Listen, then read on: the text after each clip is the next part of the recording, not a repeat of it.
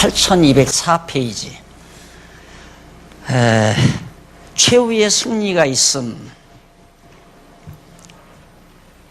다섯 번째, 최후의 승리가 있음.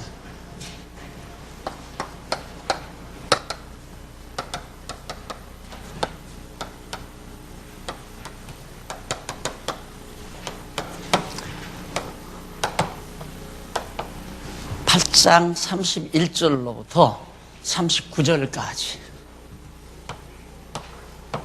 지금 우리가 지난번에 배운 게 뭐냐면 의의 결과죠. 하나님의 의의 결과. 하나님께서 우리에게 의롭다 칭하셨는데 그 결과가 어떠한가. 그 결과가 여러 가지가 나오는데 그 가운데 다섯 번째가 최후의 승리가 있다는 내용입니다. 그런데 그 이전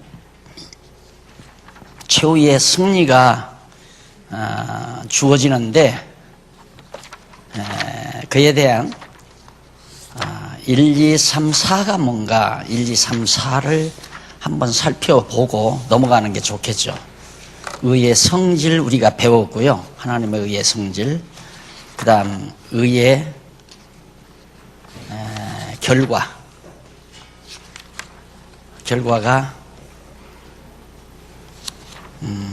몇 페이지에 나왔나? 90페이지, 8190페이지 하나님의 의의 결과 나오죠. 그 밑에 의미 분석을 보면 1절로 11절, 8장 1절로 11절은 결코 정죄함이 없다. 하나님의 의가 한번 의롭다고 인쳐주면 절대로 하나님은 우리를 죄를 정하지 아니하신다. 정죄함이 없다. 또 하나는 12절로 17절은 하나님의 후사가 된다. 하나님 나라를 유업으로 기업을 이을 자가 된다는 얘기죠. 그 다음 18절로 25절은 내세의 소망을 가진다. 그렇죠. 이 땅의 어두운 세상에 살지만 하나님 나라를 유업으로 받을 것이 분명하기 때문에 소망이 확실하잖아요. 그리고 오늘 마지막에 다섯 번째가 최후의 승리가 있다는 얘기입니다. 항상 제가 그랬죠. 우리의 싸움은, 진리 싸움은 중간에서 지고 패하는 게 중요하지 않습니다. 패하거나 이기는 게 중요하지 않고 최후의 승리의 월교관을 누가 쓰느냐, 최후의 승리를 누가 하느냐. 중간에 이기고 지는 건 상관없습니다. 예를 들어서 우리가 경기를 할 때에도 마라톤을 할 때 중간쯤 달려서 1등 갔다고 해서 1등 가는 게 아니잖아요. 막판에 가서 추월당해가지고 결국은 3등이나 5등으로 추락할 수도 있죠. 그런데 우리는 중간 과정에서 아무리 힘들고 고달퍼도 최후의 승리를 거머잡는 이것이 보장되어 있는 것이 바로 의의 하나님께서 의롭다 하신 것에 대한 결과다. 그래서 중간에 설령 세상 살다가 안 믿는 사람보다 또 이방 종교를 신봉하는 자들보다 내가 세상에서 뒤처지고 또 세상에서 실패하고 또 사업도 부도가 나고 건강도 어려워지고 이런다고 해서 좌절할 필요는 없습니다. 반드시 최후에는 우리에게 승리가 보장되어 있기 때문에 그런 뜻이에요.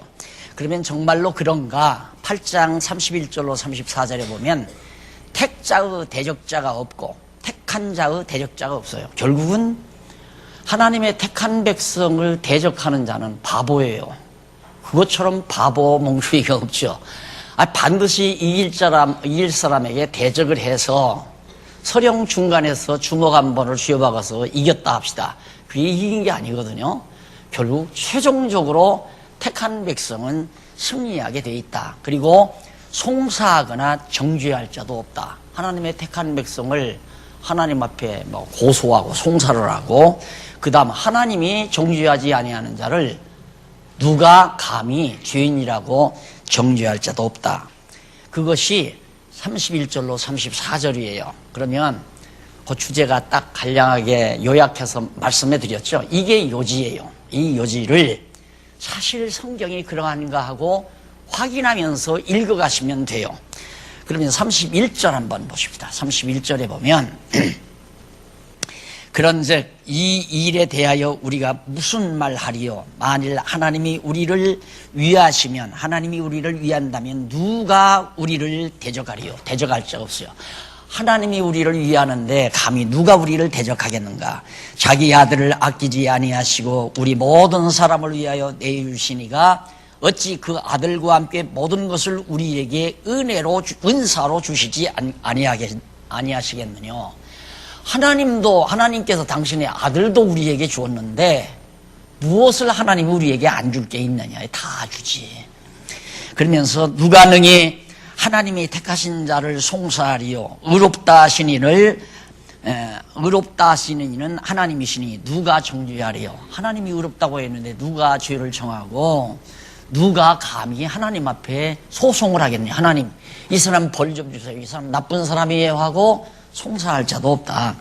죽으실 뿐 아니라 다시 살아나신 이는 그리스도 예수시니 그는 하나님 우편에 계신 자요 우리를 위하여 간구하시는 자시니라.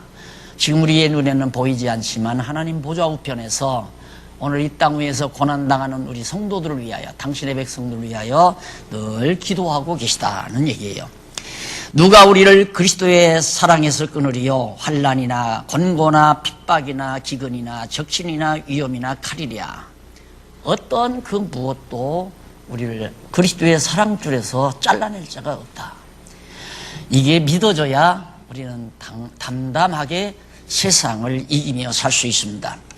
그냥 남을 보복하고 싶고 원수하고 싶고 기어코 내가 미운 사람은 내가 어떻게 처치하고 싶고 이런 생각은 하나님의 그 섭리를 잘 몰라서 지금 의의 지금 우리가 결과에 대해서 공부하고 있잖아요. 결국 하나님의 백성을 최후의 승리하도록 하나님이 철저히 전쟁 속에서도 환난 속에서도 핍박 속에서도 어떤 경우에도 하나님이 그 사랑의 줄로 우리를 얽어매 주었다. 기록된 바 우리가 종일 주를 위하여 죽임을 당케 되어 도살할 양같이 여김을 받았나이다 함과 같으니라. 우리가 종일 주를 위하여 죽임을 당하게 돼. 복음을 위하여 주를 위하여 사는 자가 이 땅에서 영광과 화려한 삶을, 영화로운 삶을 사는 게 아니라 예수님께서도 이 땅에 와서 정말 죽임을 당할 어린 양처럼 비참하게 됐잖아요. 그런데 하나님이 그 가운데서도 보호해 주신다는 얘기죠. 그러나 이 모든 일에 우리를 사랑하시는 이로 말미암아 우리가 넉넉히 이기느니라. 그냥 겨우겨우 어떻게 이기는 게 아니라 이기는 것도 넉넉히. 왜? 내가 이긴다면 넉넉히 이길 수가 없죠. 그런데 대장 되시는 예수 그리스도께서 마지막 승리를 거두시기 때문에 우리는 최후의 승리를 보장받고 그것도 넉넉하게 이길 수 있는 보장을 받고 살아가는 것이 우리의 삶이다. 내가 확신하노니, 바울이 그 말해, 나는 이렇게 반드시 넉넉히 이길 것을 확신한다. 바울 비참하게 로마 옥중에서 옥사당했다고 전설이 정해지고 있죠.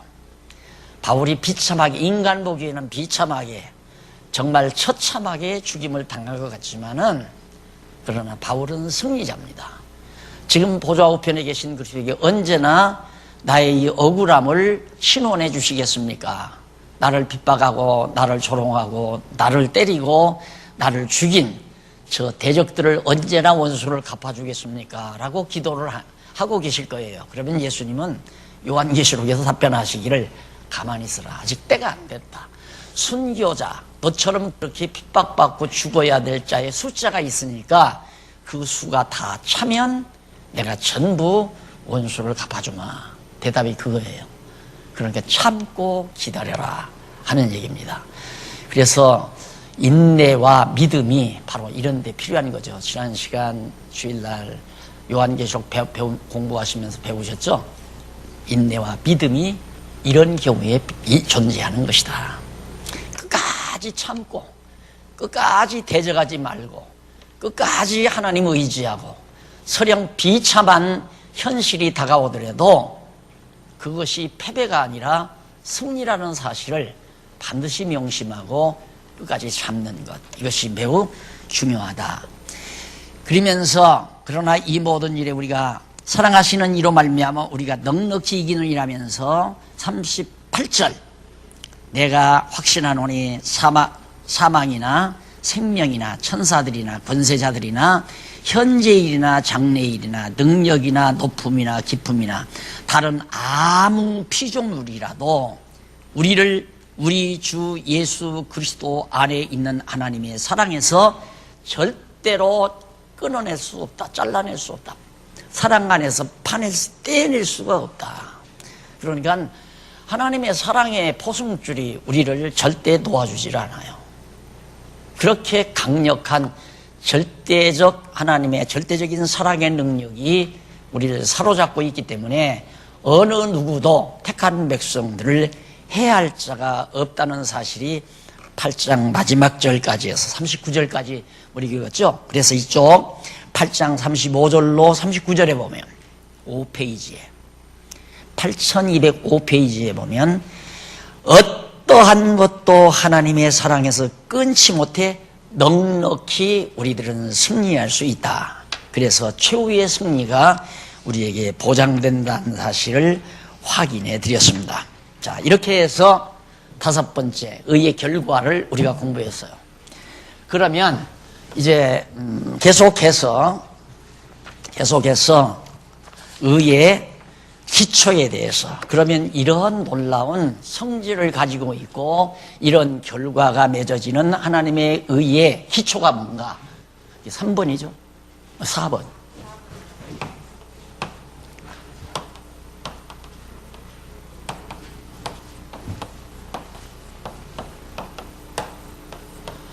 (9장에서) (11장까지) 맞는가 모르겠다. 네, 맞죠. 9장에서 11장까지가 의의 기초입니다. 그러면 하나님께서 우리를 그렇게 의롭다고 하셨는데 무엇 근거로, 기초, 바탕, 무엇 바탕으로, 무엇 근거로, 무엇을 기초로 해서 우리를 의롭다고 해 주셨는가 하는 내용이에요. 거기에 첫 번째는 그 내용 의미 분석 한번 보세요. 바로 밑에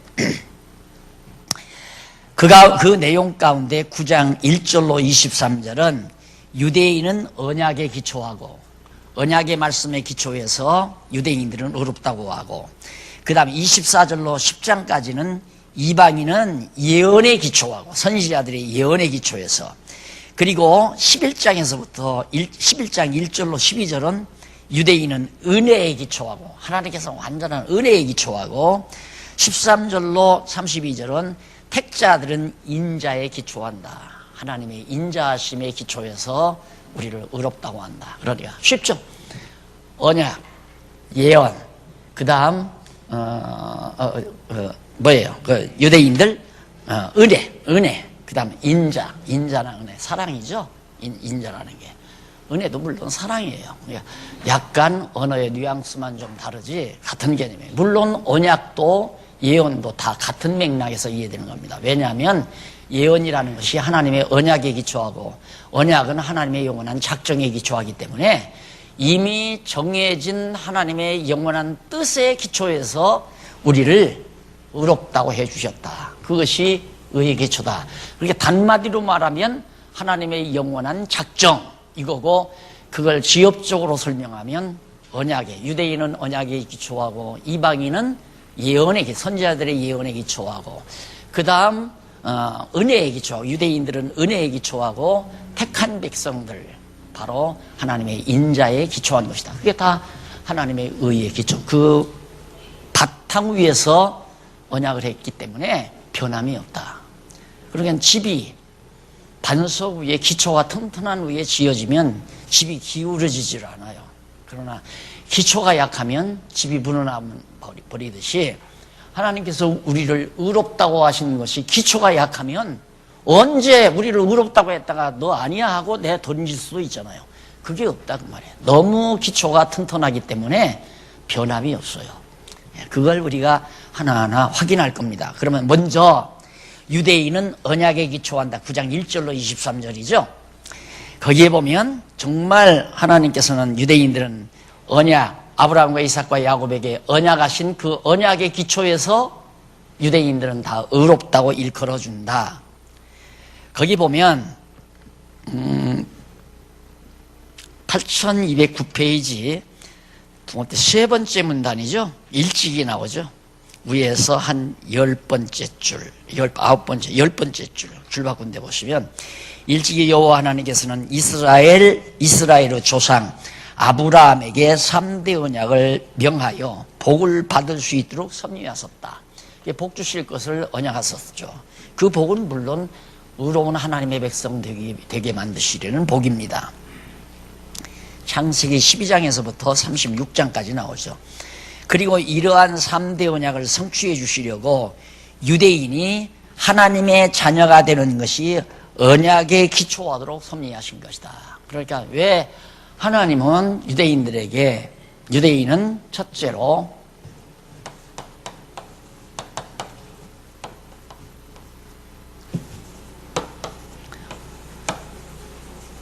언약의 기초함 9장 1절로부터 그 이하 23절까지 왜 하나님이 유대인들은 언약의 기초에서 의롭다고 해 주셨는가? 아브라함과 이삭과 야곱, 특히 아브라함에게 3대 언약을 해 주셨기 때문에 그 언약을 이루시기 위해서 언약에 기초하여 하나님의 의로운 백성이 되게 해 주셨다 하는 얘기예요. 그러니 얼마나 튼튼해요. 하나님이 한번 영원한 작정하신 뜻에 의해서 언약하시고 언약대로 의롭다 해 주셨으니까 그건 변함이 없을 거 아니에요. 절대 변함이 없다. 자, 그러면 우선 1절로 5절에 보면 동족에 대한 소원을 말하며 특별한 은총에 대해 밝혀줍니다. 사도 바울이 유대인이에요.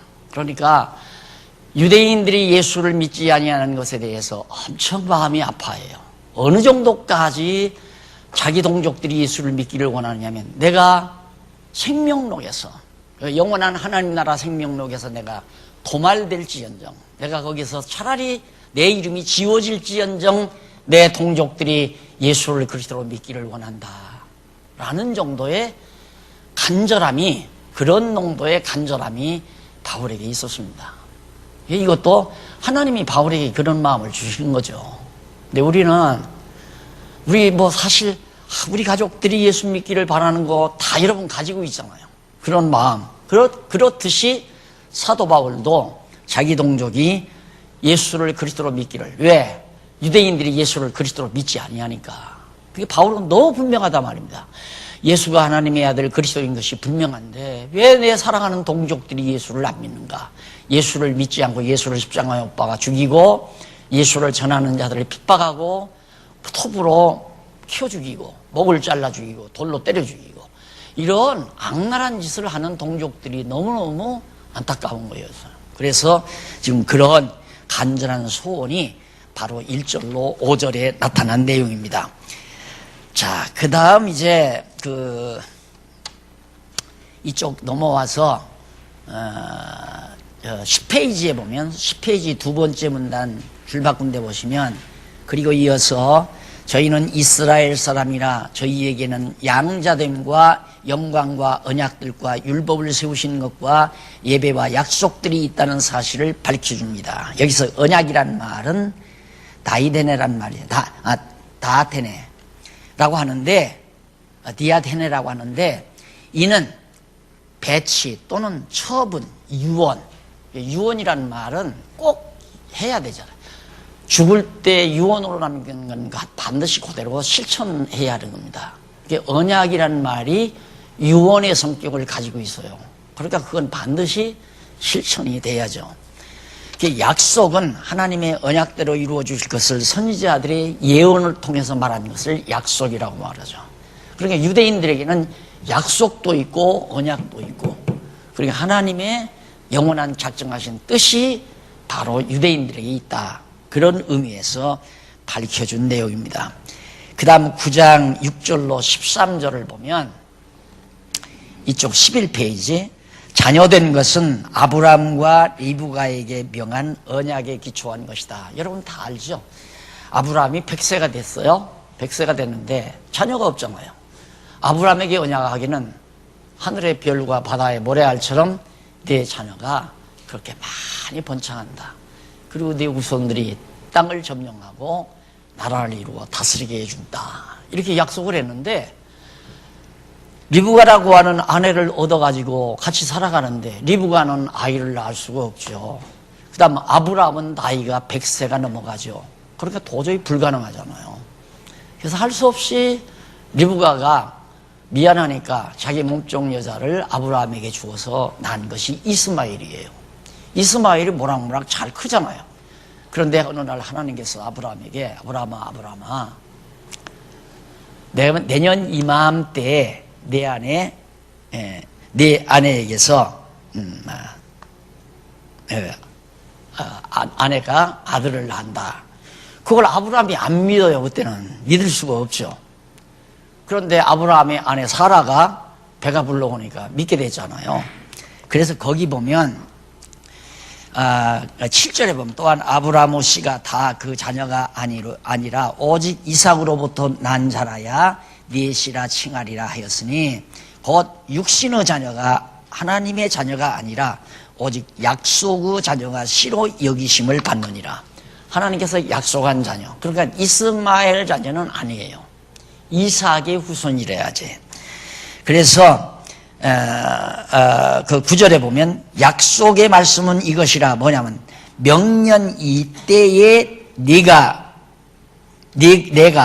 이르리니 사라에게 아들이 있으리라. 아브라함에게 하는 얘기예요. 아브라함에게 네 안에 아이를 낳을 수 없는 사라에게 아이가 내년 이때에 낳는다 이 말이에요. 그럼 이름을 이삭이라 하라. 그건 약속으로 난 자식이에요. 이스마엘은 약속으로 난 게 아니잖아요. 이삭만 약속으로 난 거지. 그러니까 똑같이 아브라함이 낳더라도 이스마엘이 난 건 중동 국가 사람들이고 이삭이 난 건 지금 팔레스틴 땅에 지금 돌아온, 물론 거기에도 섞여져 있지만은 야곱의 후손, 이삭의 후손 에서도 아니에요. 그래서 그 밑에도 이제 그 에서와 야곱 얘기도 나오죠. 그러니까 하나님이 약속으로 난 자라야 아브라함의 씨라 일컬음을 받는다라고 나와요. 10절에 이뿐 아니라 또한 리브가가 우리 조상 이삭 한 사람으로 말미암아 잉태하였는데 그 자식들이 아직 나지도 아니했는데 리브가의 뱃속에 쌍둥이가 들었잖아요. 에서와 야곱이. 그런데 아직 출생도 안 했는데 큰 자는 작은 자를 섬긴다. 그러니까 에서가 야곱을 섬긴다고 약속을 했다 이 말이에요.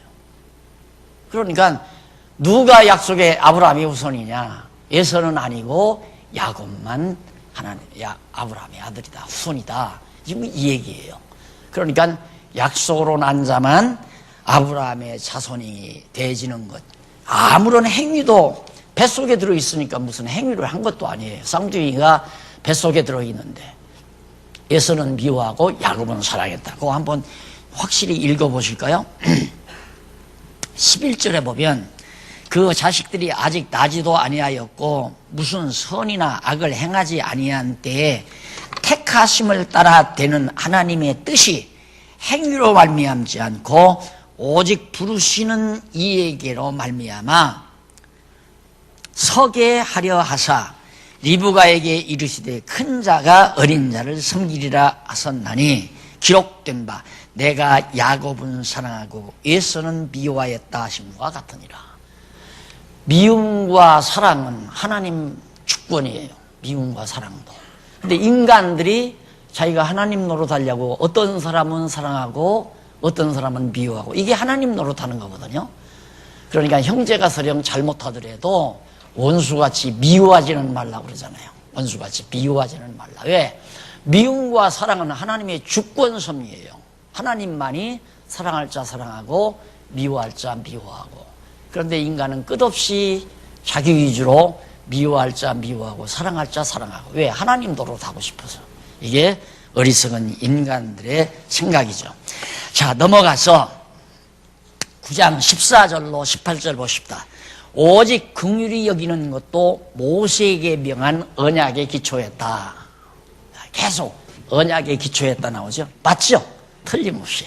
그러니까 아까 제가 읽어드린 9장 6절로 13절도 자녀된 것은 아브라함과 이삭이 아니 리브가에게 명한 언약에 기초한 것이다. 리브가가 아브라함의 아내가 아니라 아브라함의 아내는 사라고 리브가는 며느리죠.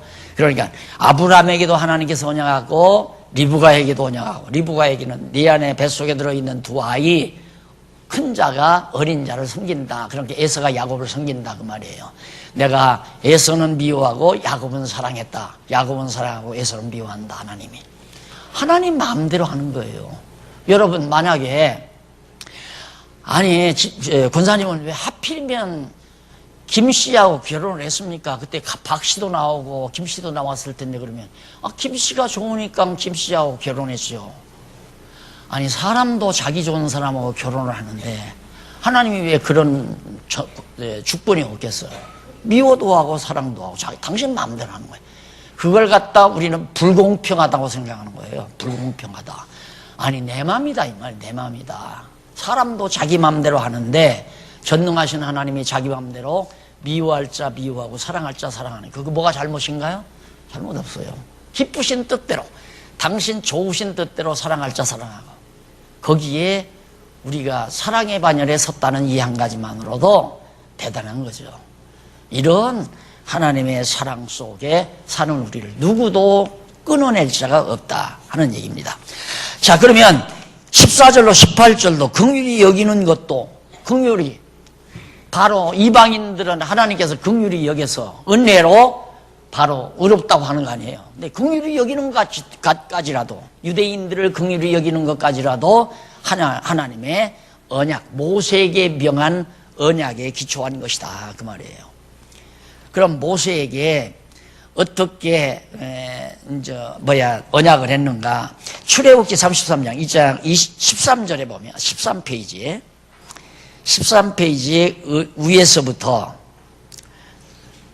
제일 위에서부터 읽어보고 싶다. 바울은 이어서 하나님의 자녀가 되는 것이 언약에 기초한 것이므로 우리가 무슨 말을 할 수 있겠느냐고 하면서 하나님께 공평하지 못한 불의가 있느냐고 반문하며, 그러면 하나님이 마음대로 미워할 자 미워하고 사랑하고 사랑할 자 한다고 해서 하나님이 불의하시냐?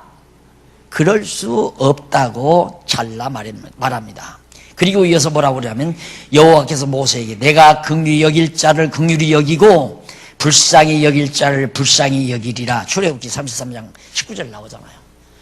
모세로 말미암아 이미 다 말했다. 내 마음이다. 내가 긍휼히 여길 자 긍휼히 여기고 불쌍히 여길 자 내 마음대로 불쌍히 여기는데 네가 무슨 상관이냐 이 말이에요. 이래서 하나님의 주권이 철저한 겁니다. 내가 강론집을 쓰면서 정말 통쾌한 부분 한 군데가 있었는데, 신명기를 써가면서 그 접속사 레만이라는 접속사를 제가 발견하고 나서 전혀 거기에 조건문이나 가정법적인 의미가 담겨지지 아니한 접속사인데 레만이란 말이, 그런데 우리말에는 그리하면 전부 그런 식으로 번역했다 이거예요. 그래서 그게 아니라는 것 단호하게 말하면서 하나님이 주권적으로 한다고 해서 강론집을 써놨잖아요. 근데 어디에도 어느 사전에도 그런 말이 없어요. 주석에도 없고. 그런데 어제 히브리어 대가를 제가 만났잖아요. 히브리어 대가를 만났는데 그 얘기를 했어요. 그러니까 깜짝 놀래요. 맞습니다. 맞습니다. 정확히 맞다 이 말이죠. 예? 성경에 하나님의 주권이 사라지는 것은 성경을 잘못 본 거죠. 그래서 내가 또 한마디 했어요. 나는 성경을 보다 보니까 하나님이 하신다로 결론 내립니다. 본주어는 하나님, 동사는 본동사는 하신다. 우리 편에서는 하게 하신다. 우리의 행동은 하나님이 하게 하신다. 그러니까 맞습니다 그 말이에요. 앞으로 29일 날 또 만나서 세미나 하기로 했어요. 목사님 몇 분 만나가지고 그 원어를 가지고서. 하나님 마음대로 해요. 긍휼히 여길 자 긍휼히 여기고 사랑할 자 사랑하고 미워할 자 미워하고 지옥 보낼 자 보내고 천국 보낼 자 천국 보내고, 그 하나님 주권이죠. 그래서 우리가 하나님의 주권 능력을 찬양하는 거 아니에요. 여호와를 찬양하라. 왜? 당신의 주권적인 능력으로 지옥도 보내고 천국도 보내고 망하게도 하고 흥하게도 하고 병들게도 하고 건강하게도 하고, 그래서 우리는 여호와를 찬양하며 사는 거 아니겠어요? 자, 그 다음 또 출애굽기 9장 16절에도 나와요. 고주에 조금 내 일을 위하여, 내가 이 일을 위하여 너를 세우나니 곧 너로 말미암아 내 능력을 보이고 내 이름이 온 땅에 전파되게 하려 함이로다. 9장 16절 출애굽기. 그렇게 상기시키면서 여호와라는 이름, 여호와의 이름을 모두 알리기 위해서. 여호와는 뭐냐? 당신의 정하신 뜻대로 행하시는 분은 그분의 고유명사가 여호와요. 당신의 뜻대로 작정해 놓으시고 작정대로 언약에서 언약대로 이루어 가시는 그런 하나님, 그 하나님의 고유명사가 바로 여호와라는 이름이란 말입니다. 그 여호와 이름을 많이 널리 전파되게 하려고, 알리게 하려고. 그 다음 9장 19절로부터 23절, 거기서 이제 비유를 들죠. 너무도 잘 아는 비유입니다. 토기장이 비유를 통해 하나님의 절대적인 주권을 설명합니다. 이 절대적인 하나님의 주권은 0.000001%라도 삭감되면 안 돼요. 그건 절대가 아니에요. 0.00000을 수만 개 붙이고 1 붙여도 안 된다 이 말입니다. 완전 100%. 완전 100% 무한대제로죠. 하나님의 주권이란. 그러니까 조금이라도 여호와의 주권을 상실시키면 안 된다 이 말이에요. 그러니까 지혜란 뭐냐? 지혜라고 하는 건 모든 되어지는 일이 여호와의 주권적인 능력으로 주권에 의해서 되어진다고 믿으면 그게 지혜예요. 거기에 믿어지면. 지금 내 사업이 자꾸 기울어져 가요. 그런데 저놈의 점원이 늦게 나와서 늦게 가게 문을 열고 또 찾아오는 고객들에게 불친절하기 때문에 가게가 점점 기울어져 간다. 그건 지혜가 아니에요. 아하, 하나님께서 여호와께서 지금 우리 빵가게를 기울어져 가게 하신다. 그렇게 믿는 것이 지혜예요. 아, 내 마음이 괴로워. 내 마음이 친구 아무개 때문에 내 마음이 괴로워. 그건 지혜가 아니에요. 여호와께서 내 마음에 고통을 주신다. 믿는 것이 지혜예요. 그러니까 이 토기장의 비유가 그거 아니에요? 아니, 토기장이가 진흙한 덩어리로 자기가 귀 쓸 고려자기도 만들 수 있죠. 청자기도 만들 수 있어요. 안 그러면 투박한 개밥그릇을 하기 위해서 질그릇도 만들 수 있고, 찌그러진 그릇도 만들 수 있고, 큰 그릇도 만들 수 있고, 작은 그릇도 만들 수 있고. 여기 그릇 만드는 사람들 보니까 딱 부어가지고 화로에서 이제 그릇을 하나하나 꺼내잖아요. 딱 봐가지고 딱 둘러봐요. 둘러봐서 자기 마음에 들면 다 갖다 모셔놔요. 조금이라도 어디 자기 마음에 안 들면 그냥 망치로 쨍 하고 깨버려요. 그냥 사정없이 깨버려요. 왜? 자기가 만들었으니까 자기 마음대로 한다고 해요. 그러니까 하나님께서, 하나님의 백성, 인간을 다 하나님이 지어놨어요. 당신께서 다 흙으로 만들어 놨단 말입니다. 마음대로 지옥 보내고 마음대로 천국 보내고, 이게 여호와께서, 여호와 하나님이 하시는 일이라고 말이에요. 그걸 믿어야 지혜자지. 아무개 때문에, 누구 때문에. 이거 자꾸 인간은 남을 핑계대다 보면 그래서 서로 싸움이 일어나잖아요. 네 놈이 가게에 충성을 안 하고 고객 들어오면 불친절하게 하니까 손님 다 떨어지지 않아 이놈아 하고 난리치는 건 그건 어리석은 생각이고, 여호와께서 왜 그러실까? 왜 우리 가게를 망하게 해 가실까? 그걸 궁구하는 것이 지혜자의 생각이에요. 지혜자의 마음. 그렇게 해야 우리 마음에 진정한 평안이 안착될 수 있어요. 그러지 않으면 자꾸 미운 사람이 늘어나요. 이 사람 때문에 그래.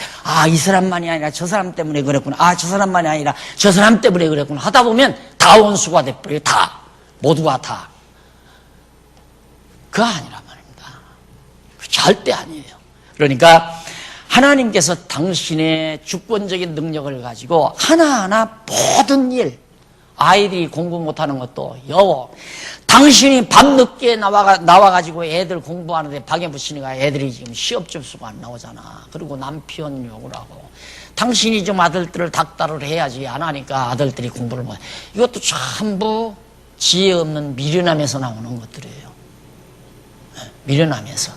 그러니까 하나님께서 자녀들도 지혜롭게 하려면 기르는 부모님들에게 또 지혜를 줘요.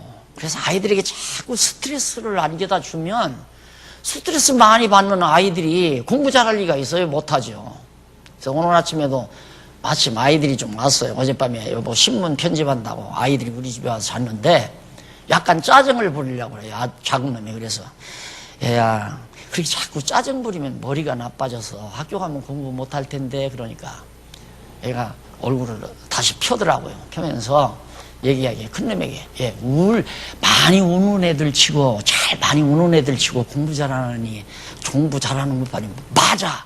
우리 반에 아무개는 조금만한 막 지민이 울고 오는데 공부를 제일 못해 그러더라고요. 그러니까 아이들에게 지도하는 것도 지혜를 줘서 지도하게 만들고 아이들에게도 지혜를 줘서 평안하게 해가지고 머리가 명석하게 만들어서 공부도 잘하게 만들고 그러듯이 하나님께서도 그래요. 어른들도 마찬가지예요. 어른들도 자꾸 짜증이 많아지고 불만이 많아지고 스트레스를 자꾸 받게 되면 자꾸 남 미워하게 되고 증오하게 되고 남 험담하게 되고 그러다 보면 점점 더 마음이 괴로워지고 그래서 집안이 시끄러워지고 똑같은 거 아니겠어요?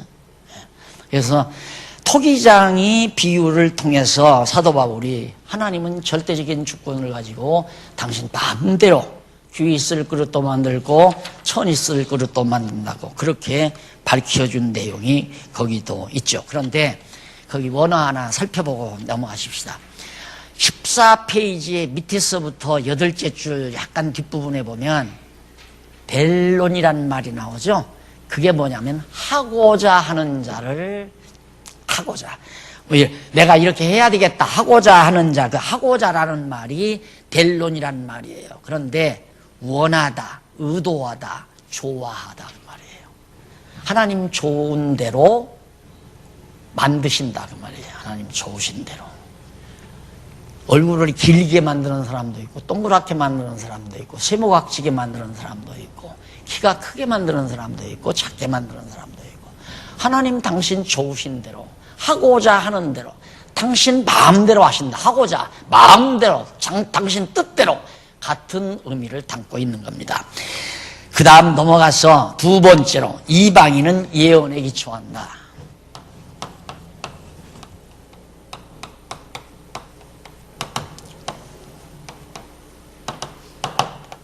구장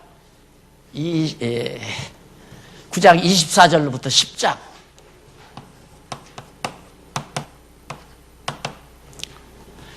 자, 9장 24절로부터 10장 전체가 뭐냐? 이방인들, 오늘 우리들이죠. 오늘 우리들은 선지자들의 예언에 바탕을 두고 그 예언대로 우리를 의롭다 해 주셨다.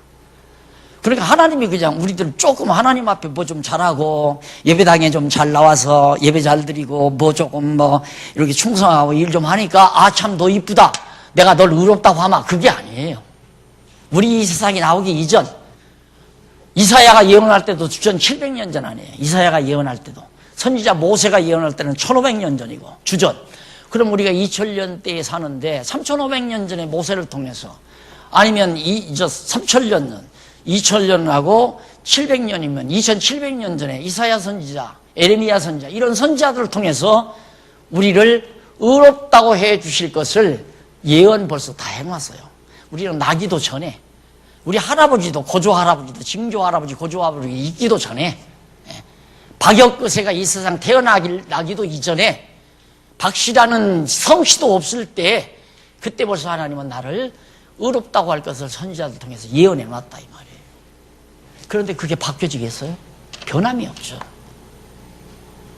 그래서 항상 마음에 감사함, 하나님의 사랑에 대한 하나님의 은총에 대한 감동이 우리 마음을 늘 촉촉이 적셔 주어야 진짜 마음의 평강과 기쁨이 있는 거예요. 그런데 이게 빨래도 보십시오. 물기가 촉촉해져서 보들보들해요. 근데 팩빼 말라보세요. 막 버스럭버스럭하죠? 똑같아요. 우리 마음도. 하나님의 은혜의 감동으로 촉촉이 젖어 있으면 마음도 부드럽습니다. 그런데 빼빼 말라버리면 막 가시처럼 버석버석 해가지고 그냥 항상 마음이 평안치를 못하죠. 그럼 내가 마음이 평안하지 못하면 이 평안하지 못한 스트레스를 상대를 통해서 풀으려고 그래요. 우리 아이들도 그걸 알더라니까요. 너 오늘 아침 엄마한테 혼났다며? 그러니까 혼났대. 왜 혼났니? 그러니까 엄마가 스트레스 받아가지고 나한테 스트레스 풀잖아. 너무 분명한 얘기예요. 애들도 알아요. 그건. 자기 스트레스 없는 사람은 남에게 스트레스 안 줘요. 자기 스트레스를 남에게 푸는 거지. 그러니까 자, 하나님께서 그만큼 우리에게 엄청난 은혜로 몇천 년 전에 이미 선지자들의 예언을 해놓고 그 예언의 기초에서 우리를 의롭다고 하셨다. 그런데 넘어가서 16페이지 위에서 다섯째 줄 바꾼데 보세요. 일찍이 여호와 하나님께서는 이사야 선지자로 나오죠. 2700년 전입니다. 이사야 선지자로 하나님을 구하거나 찾거나 부르지 아니하던 이방인들에게 구원을 베푸실 것을 예언하도록 섭리하셨다. 이방인들이 하나님을 아나요? 여호와를 어떻게 해요? 이방인들이 아무도 몰라요. 나도 몰랐고 우리 조상 박역거세도 몰랐고 아무도 몰랐어요. 그런 자들에게 구하거나 찾거나 부르지 아니하던 우리 이방인들, 우리들이에요. 다 여러분들도 이씨나 김씨나 다 조상들 태어나기도 이전에 구원을 베푸실 것을 다 하나님께서 미리 선지자 이사야를 통해서 예언해 놓았어요. 그 예언을 이루시려고 이런 예언을 통한 언약을 성취해 주시려고 이방인의 구원이 예언의 기초에서 이 예언의 기초에서 의롭다고 일컬어 준 것이다. 그러면 맞은가 틀린가 이제 확인해 보십시다. 24절로 29절 이방인과 남은 자만 자녀됨은 선지자의 예언에 기초한 것이다. 분명히 선지자의 예언. 자, 한번 그 예언만 보십시다. 이쪽 17페이지 제일 위에서 중간쯤 보면 곧 내가 내 백성 아닌 자를 내 백성이라 사랑치 아니한 자를 사랑한 자라 부르리라. 누가 했어요? 호세아 선지자가 했잖아요. 호세아 선지자가 2장 23절에서 그리고 사랑한 자라 부르리라 너희는 내 백성이 아니라 한 그곳에서 저희가 살아계신 하나님의 아들이라 부름을 얻으리라. 호세아 선지자가 언제 사람이에요? 이사야 선지자 같은 시대 사람이에요. 그러니까 2700년 전에 벌써 호세아 선지자를 통해서 하나님도 알지도 못하고 하나님이라고 여호와를 부르지도 못하던 우리들을 하나님 백성 삼아주실 걸 예언한 거예요. 그 예언의 기초에서 우리를 의롭다고 한 것이다. 그 밑에 이사야 10장 22절 이건 이스라엘 백성들, 남은 이스라엘 백성들. 이스라엘 뭇자손의 수가 비록 바다의 모래 같을지라도 남은 자만 다 이스라엘 백성이라고 다 하나님의 백성이 아니라 멸망당하고 남은 자. 그러니까 바벨론 포로 잡혀갈 때 다 막 학살당하고 살육당하고 남아서 돌아온 자 있죠? 그들만 구원 얻은 거예요. 쉽게 말하면 하나님께서 다 구원시킨 게 아니고 남은 자만 의롭다고 한다. 그런 얘기가 10장 22절 이사야 1장 9절에도 나오고 그렇게 어려운 내용들은 아니니까 그 정도 정리하고 넘어갑니다. 그 다음 9장 30절로 33장 30절로 33절 이방인이 의를 얻고 이스라엘은 부딪힘이 예언에 기초하는 건다. 이방인은 의를 얻고 그러니까 이방인들은 의롭다함을 얻고 유대인들은 다 망했잖아요. 지금 계시록 배울 때 132년부터 135년 사이에 예루살렘이 다 황폐하게 되면서 유대인들이 세계만방으로 다 흩어져 버리죠. 그들은 예수를 몰라요. 예수 안 믿어요. 지금도 안 믿어요. 근데 이들은 버리고 이들은 하나님께서 불러가지고 의롭다함을 주었다.